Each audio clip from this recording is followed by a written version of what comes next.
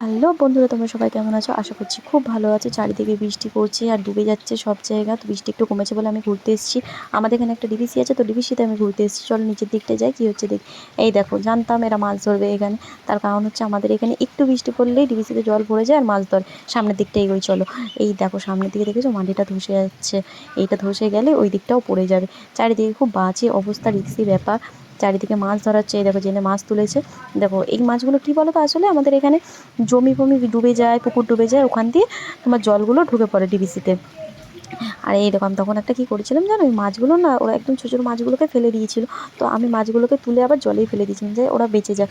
জলের স্রোত দেখেছো কেমন, দেখো ওই জলগুলো একদম নিচে থাকে, মাটি দেখা যায়, এখন তো মাটি দেখাই যাচ্ছে না। এই দেখো বলেছিলাম না যে এইদিকে চারিদিকে তোমার বাজে অবস্থা, পুলিশের জন্য এসেছে, এদের তুলে দিচ্ছে। কেন, মাটি ধসে যদি পড়ে যায় জলে ডুবে তো মারা যাবে, ভেসে যাবে মানুষগুলো, তাই না? তো এদের পুলিশরা সবাই তুলে দিচ্ছে। আমরা ওপর দিকে এসে দেখছি দেখো আরও পুলিশ আসছে, সব ওদের তুলে দেবে। আর ওপর দিয়ে দেখো কেমন লাগছে জায়গাটা। এবার উল্টো দিকটাও তোমায় দেখায়, দেখো কেমন ভিজে গেছে, পুরোটা এলাকা ডুবে গেছে আমাদের এখানটায়। ওপর দিয়ে কি ভালো লাগছে না দেখতে? দেখতে ভালো লাগলো, মানুষের তো খুব অসুবিধা হয়ে যাচ্ছে না, চারিদিকে ভিজে গেছে। আর এইদিকে ওখান দিয়ে মাছ ধরছে আর সব এইদিকে এখানে এনে বিক্রি করছে।